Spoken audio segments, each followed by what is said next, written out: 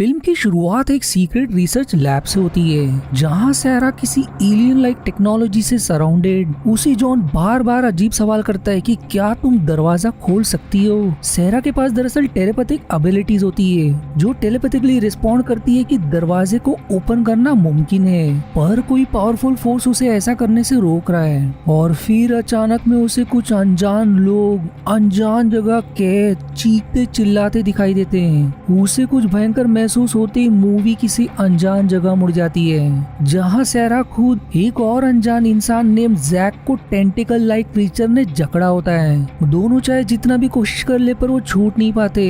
कोई क्लू नहीं कि वो यहाँ कैसे पहुँचे और आखिर ये जगह है क्या। पर जल्दी ऑडियंस को पता चलता है कि वो दोनों एक एलियन स्पेसशिप में कैद हैं, जिसके ठीक बाद कैद में एक और फीमेल नेम रोंडा और जॉन भी नजर आते हैं। रोंडा बेचारी को समझ नहीं आता कि आखिर वो है कहाँ, इसलिए डर के मारे चीखने चिल्लाने लगती है। पर जितना वो चिल्लाती है उतना ही ज्यादा टेंटिकल्स उसे जकड़ने लगते हैं, जिसके घुटन में अंत में वो वहीं बेहोश हो जाती है। फिर तभी एक और बंदा नेम पेरी भी अपीयर होता है, जो पहले तो थोड़ा सरप्राइज नजर आता है, पर इर्द गिर्द नजर घुमाने के बाद वो समझ जाता है कि वो कहाँ है, क्योंकि उसने एलियन अपहरण के कई ऐसे किस्से सुने होते हैं, पर किसी को पता नहीं होता कि आखिर एलियंस उनसे चाहते क्या है। अब रोंडा के होश में आने पर वो फिर से डर के मारे बेकाबू होने लगती है। किसी तरह पेरी उसे शांत करता है, पर उसे भी कुछ याद नहीं रहता कि वो आखिर यहाँ कैसे पहुंची। इतना कम नहीं कि अब एक रशियन नशेड़ी एलेक्स भी प्रकट हो जाती है। खुद को कैद में देख उसके भी डर के मारे पसीने छूटने लगते हैं। किसी तरह शांत होने के बाद वो जैक को तुरंत पहचान जाती है कि वो एक फेमस पॉप स्टार है जो 15 साल पहले रहस्यमय कारण से गायब हो गया। ये सुनने पर तो सभी चौंक जाते हैं कि ये 15 साल पहले की घटना कैसे हो सकती है, जबकि वो तो अब भी जिंदा है। पर यहाँ जॉन को तुरंत चमक जाता है और एलेक्स से सवाल करने पर वो होश उड़ाने वाला दावा करती है कि वो 2008 के समय से बिलोंग करती है। पेरी को लगता है कि उसकी अभी तक उतरी नहीं है, क्योंकि उसके हिसाब से ये वर्ष 2050 है। पर जब जैक क्लेम करता है कि वो तो 2001 से है और रोंडा के लिए ये 1977 का वक्त है, वहीं जॉन के लिए 1959, तब सभी को क्लियर होता है कि उन्हें अलग अलग समय से अगवा किया गया है। इससे अब वो और भी घबराने लगते हैं कि आखिर उन्हें कितने सालों से यहाँ कैद रखा हुआ है। उनकी परेशानी कम नहीं होती कि अब एकदम घिनौना स्नेक लाइक क्रीचर रोंडा की पूरे चेहरे को जकड़ लेता है, जिसके तुरंत बाद वो खुद को कफिन में पाती है। हमें अब समझ आता है कि दरअसल एलियन क्रीचर ने रोंडा को उसकी सबसे बुरे याददाश्त में कैद कर दिया है। जितना वो घबराती है उतना ही यहाँ एलियन क्रीचर उस पर हावी होने लगता है। पर सैरा अपने टेलीपैथिक कनेक्शन से उसे उसके बुरे सपने से खींचकर उसके अच्छे पल की यादों में ले आती है, जहाँ वो कभी अपनी ग्रैनी के साथ समय बिताया करती थी।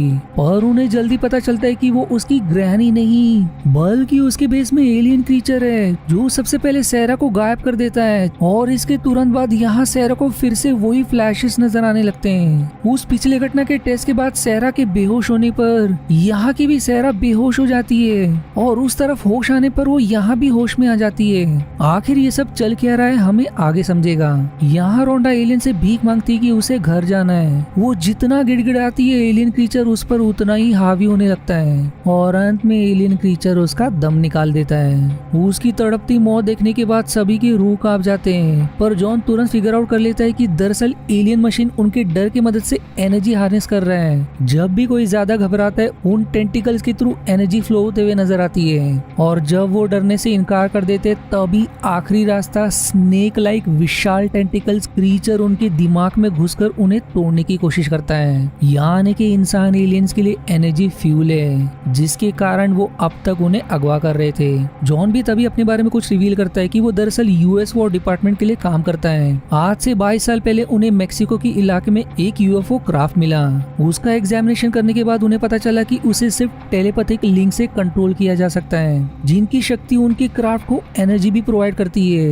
एलियन स्पीसीज किसी तरह क्राफ्ट को ड्राइव करने के लिए अपने थॉट्स को काइनेटिक एनर्जी में बदलने में सफल रहे हैं, इसीलिए वो ऐसा अचीव कर पा रहे हैं। वहीं उन्हें कुछ साल पहले घटे पाइनो अल्टो शहर में एक और एलियन क्रैश साइट पर कंटेमिनेशन के बारे में भी पता चला, जिसके बाद उन्होंने तुरंत नजदीक के सभी लोकल्स की म्यूटेजेनिक इफेक्ट्स की जांच की, जहां से उन्हें एक प्रेग्नेंट फीमेल मिली जिसके पेट में पल रही बच्ची में कभी ना देखे गए एबनॉर्मलिटी डिटेक्ट हुए, जिसके तुरंत बाद टेस्ट के लिए उस बच्ची को लैब में भेज दिया गया, जो और कोई नहीं बल्कि सहरा ही है। और धीरे धीरे उन्हें समझ आने लगा कि उसमें एक्स्ट्रा ऑर्डिनरी टेलीपैथी की एबिलिटीज है, जिसमें क्राफ्ट से कम्युनिकेट करने की भी शक्ति पाई गई।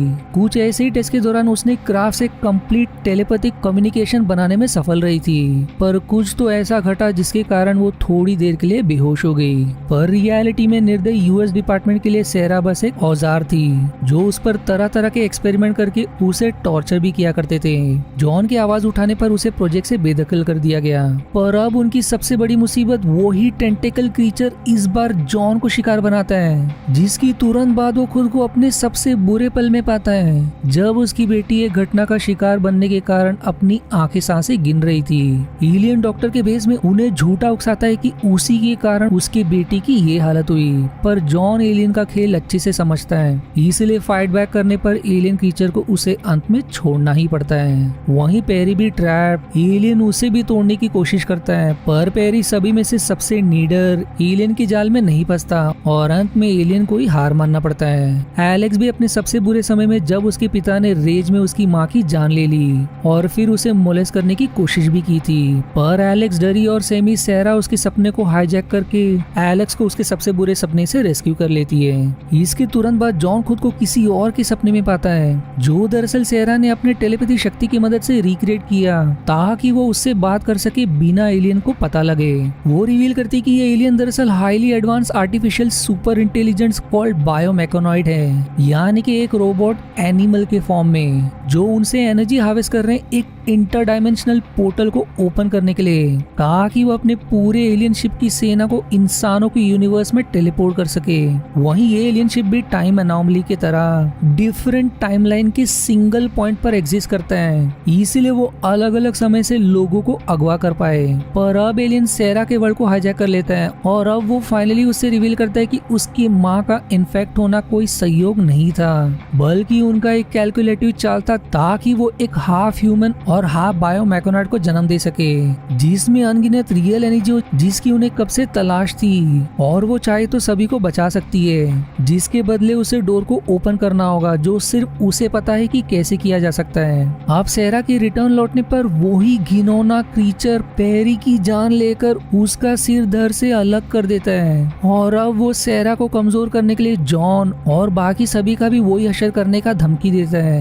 एलियन पेरी के सिर से कनेक्शन बनाकर जॉन को धमकी देता है कि जल्द ही धरती पर एक भी इंसान नहीं बचेगा, पर सहरा उन्हें मरता नहीं देख सकती, और अब उसके अपने प्रीवियस सहरा से कनेक्शन बनाने पर यहाँ मूवी का फाइनल क्लाइमेक्स रिवील होता है। दरअसल शुरुआत में जो इक्वली पावरफुल फोर्स सहरा को डोर ओपन करने से रोक रही थी, वो उसी का फ्यूचर वर्जन थी। धरती से इस सहरा का एलियन शिप से कनेक्शन बनाने पर वो फ्यूचर टाइमलाइन को एक्सेस कर पा रही थी, सिंस वो एलियन शिप मल्टीपल टाइमलाइन के सिंगल पॉइंट ऑफ टाइम पर एग्जिस्ट करता है। वहीं दोनों डायरेक्टली टेलीकनेक्टली कनेक्टेड थे, इसलिए जब भी भूतकाल की सहरा बेहोश या बेहोशी के बाद जाग जाती, भविष्य की सहरा भी एग्जैक्ट सेम रिएक्ट करती।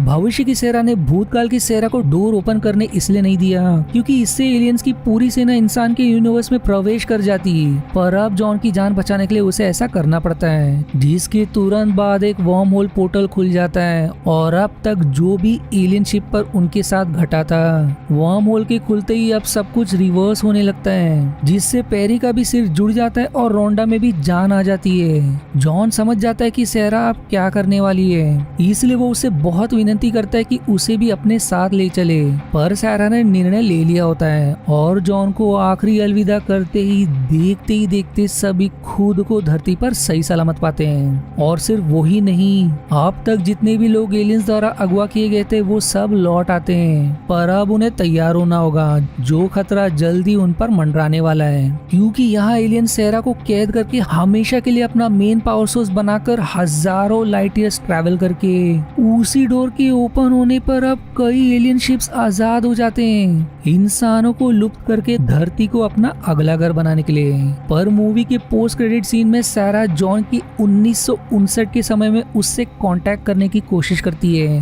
पर शायद ही वो इसमें सफल रहती है क्योंकि जॉन शायद अब बाकी के साथ किसी और ही टाइमलाइन में है। और इसी इनकम्प्लीट एंडिंग के साथ ये मूवी यहीं एंड हो जाती है, जिसकी आगे की स्टोरी शायद इसका पार्ट 2 बनने पर पता चलेगा, जो होपफुली कभी रिलीज होगी। आशा है आपको मेरी एक्सप्लेनेशन पसंद आई। यदि हाँ तो प्लीज वीडियो को लाइक करना और चैनल को सब्सक्राइब करके सपोर्ट करना ना भूलें। मिलते हैं अगले एक्सप्लेनेशन वीडियो में, तब तक के लिए धन्यवाद दोस्तों।